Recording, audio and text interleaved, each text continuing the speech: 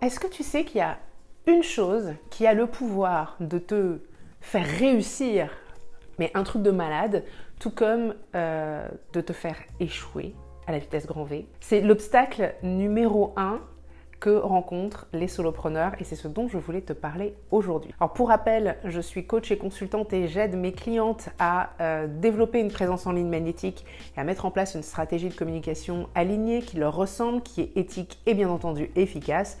Et au fil de mes années d'expérience, j'ai pu vraiment observer qu'il y avait évidemment des tas d'obstacles potentiels qui peuvent se dresser sur le chemin, mais il y a un gros point commun que j'observe chez toutes les solopreneurs qui ont une activité en ligne avec lesquelles j'ai eu l'occasion de travailler ou simplement d'échanger. Et cet obstacle, qui peut être aussi une clé décisive du succès, c'est le cerveau. C'est ce qui se passe là-dedans. Pourquoi ? Eh bien parce que à stratégie égale, à conseils égaux, deux personnes ne vont pas, alors égaux, je ne veux pas dire des conseils copier-coller, puisque chaque conseil, chaque stratégie doit s'adapter à la personne qui va devoir les appliquer, bien entendu. Mais voilà, on va dire qu'à stratégie de qualité égale, de potentiel égal, eh bien le résultat ne sera pas forcément le même d'une personne à l'autre. Pourquoi ? Parce qu'on arrive avec notre activité, on arrive dans notre activité avec un bagage qui se situe là-dedans et qui est plus ou moins lourd, entre guillemets, et plus ou moins handicapant. Toutes nos croyances, toutes nos peurs, justifiées ou pas, et en même temps j'ai envie de dire que chaque peur est justifiée et chaque croyance est justifiée parce que c'est pas pour rien qu'on arrive avec et c'est pas de notre faute si on se retrouve avec. On n'a pas été élevé de la même façon, on n'a pas le même background, on n'a pas le même entourage, on n'est pas exposé aux mêmes messages depuis des décennies. On est conditionné, qu'on le veuille ou non. Et il y a des gens qui ont la chance d'avoir grandi dans un environnement, d'avoir évolué dans un environnement qui est tellement soutenant et tellement à leur service que finalement ils vont rencontrer peu d'obstacles, en tout cas au niveau du mental. Et il y a d'autres personnes qui ont été élevées de façon et qui ont grandi de façon à peut-être nourrir certaines peurs qui vont les empêcher d'arriver à se rendre visibles, qui vont peut-être créer une certaine peur de la réussite ou une peur de l'échec qui va être paralysante. Et la peur de la réussite aussi peut être très paralysante, car oui, la peur de la réussite existe bien. Et c'est vraiment ça qui va faire la différence. Et c'est pour ça que, bien entendu, qu'on ne peut pas conseiller les mêmes choses à une entité de type entreprise en termes d'action concrète et à une solopreneur et s'attendre à ce que ne serait-ce que l'exécution soit la même. Le niveau d'exécution sera forcément différent parce que pour une solopreneur, mettre en œuvre une stratégie de communication, réfléchir à une stratégie de communication, c'est une chose qui n'est pas forcément évidente pour tout le monde à cause de tous ces blocages internes. Mais l'appliquer, la mettre en œuvre concrètement, ce qui signifie s'exposer, ce qui signifie se rendre visible, ce qui signifie un tas de choses différentes pour différentes personnes, c'est un enjeu énorme en fait. Et on ne peut pas le nier. On ne peut pas penser qu'il suffit d'avoir une bonne stratégie et de la mettre en œuvre et c'est suffisant. Pour certaines personnes, ce sera suffisant, mais croyez-moi, pour la majorité des gens, ce n'est pas suffisant. Donc, cet obstacle interne, comment on fait pour le dépasser ? Eh bien, dès que possible, au démarrage, on commence à travailler sur son mindset, sur son état d'esprit, à identifier les croyances, les blocages, les peurs. Et c'est vraiment important d'examiner tout ça en profondeur parce que c'est là qu'on va vraiment identifier qu'il y a une ligne qui est très très fine entre mettre en place une stratégie de communication et identifier une stratégie de communication qui correspond à notre personnalité. Mais attention, parfois on imagine que certaines choses font partie de notre personnalité alors qu'en réalité c'est basé uniquement sur des peurs et des croyances.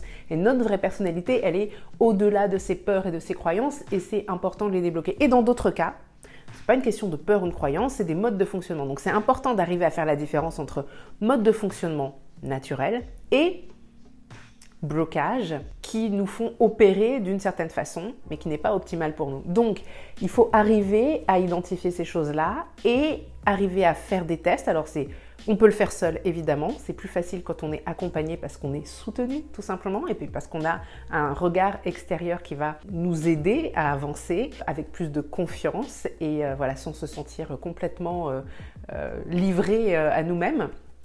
Et donc c'est important de pouvoir faire des tests, de sortir un petit peu de sa zone de confort, voir où est-ce que ça bloque, identifier où est-ce que ça bloque, etc.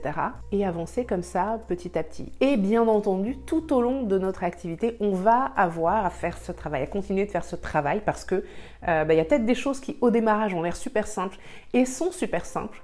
Et finalement, c'est un peu plus loin sur le chemin que les obstacles se dressent. Il y a des personnes qui entre guillemets, n'arrivent pas à réussir dès le démarrage et les blocages se lèvent à ce moment-là. Mais il y a d'autres gens qui arrivent parfaitement à mettre en place tout ce qu'il faut, à avoir des clients, à avoir une activité qui fonctionne et qui vont s'auto-saboter plus loin sur le chemin. Voilà, soit en attirant des clients qui sont entre guillemets de mauvaise qualité, donc avec qui ils vont avoir des expériences vraiment désastreuses ou peut-être qu'il va y avoir des problèmes après au sein de l'entreprise avec une équipe qui ne fonctionne pas bien quand la personne peut enfin constituer une équipe pour la soutenir dans ses activités. Ça peut être aussi simple que de se retrouver à finalement pas arriver à garder l'argent qui rentre dans l'entreprise. Ça peut être un tas de choses en fait. Et donc les obstacles, ils sont là-dedans et ils vont se manifester à différents moments du parcours. Mais attention, c'est un outil très puissant. Ça peut être un obstacle, mais ça peut être aussi la clé de la réussite. Donc, si on arrive à travailler un petit peu là-dessus, à identifier ce sur quoi on peut travailler et à débloquer ce qui doit l'être pour fonctionner entre guillemets à son plein potentiel, tel que l'on est véritablement au fond, loin de tous les conditionnements et des couches successives de conditionnements qu'on a subis au fil des années, eh bien là, tout devient possible, entre guillemets. Mais attention, il n'y a pas besoin non plus, et c'est important de le savoir, je pense, c'est important aussi de savoir qu'il n'y a pas besoin de nécessairement d'aller très très très en profondeur et de soigner à 100% toutes ces difficultés, toutes ces blessures, tous ces traumas pour arriver à réussir. Bien sûr que ça peut aider, mais on n'a pas besoin d'aller si loin. On a juste besoin de débloquer 2-3 choses et d'arriver à avancer, à dépasser juste ce stade de l'inconfort, à avancer malgré l'inconfort pour arriver à débloquer juste ce qu'il faut, d'accord? Mais souvenez-vous, là je m'adresse vraiment au collectif, souvenez-vous que quoi qu'il arrive, vous n'êtes pas cassé, d'accord? Vous n'êtes pas cassé, vous avez juste des petits blocages comme tout le monde peut en avoir, je pense que tout le monde en a à un niveau ou un autre, vous avez juste des petits blocages. Il suffit de travailler dessus avec un peu d'aide. Ça ne dit rien de votre valeur, ça ne dit rien de la valeur de votre travail et ça ne veut certainement pas dire que vous êtes cassé. Mais c'est important d'avoir ça à l'esprit. C'est important de se dire que oui, c'est pas aussi simple que d'avoir juste une formule toute faite ou une formule qui va fonctionner, qui est censée fonctionner à tous les coups et qui sur le papier, en théorie, devrait fonctionner. C'est pas suffisant. Il faut aussi faire ce travail interne. On peut difficilement y échapper honnêtement. Et pour travailler là-dessus, très concrètement, vous pouvez vous poser les bonnes questions vous-même. Prenez un journal et documentez au quotidien, à chaque fois que vous allez mettre en place une action, quand vous sentez que votre corps vous dit non, vous sentez que quelque part il y a une résistance, interrogez cette résistance. Pourquoi ? Qu'est-ce que je crois à propos de ça ? De quoi j'ai peur? Quelles pourraient être les conséquences que parfois on n'identifie pas tout de suite que c'est une peur? Qu'est-ce qui pourrait se passer si je faisais ça vraiment? Ce truc que j'arrive pas à faire là, qu'est-ce qui pourrait se passer? Et après ça, il pourrait se passer quoi? Et qu'est-ce que ça voudrait dire? Et quelles conséquences ça aurait? Creusez un petit peu tout ça pour essayer de mettre un petit peu le doigt sur ce qui pourrait être à l'origine du blocage. Et déjà, en avoir conscience, ça peut vraiment aider. Ensuite, vous pouvez avancer, c'est possible d'avancer en faisant des tout petits pas. Donc si le pas que vous souhaitiez faire à la base, c'est too much pour vous parce que vous réalisez que vous avez toutes ces peurs, eh bien, vous pouvez vous dire, bon, alors quel est le plus petit pas possible que je pourrais faire dans cette direction qui serait pas trop effrayant? Juste un tout petit pas. Parfois, c'est aussi simple que ça. Voilà, j'espère que cette vidéo vous aura éclairé, vous aura donné des pistes à explorer pour peut-être identifier pourquoi vous n'arrivez pas vous-même à mettre en œuvre une stratégie de communication alors que sur le papier, vous devriez y arriver.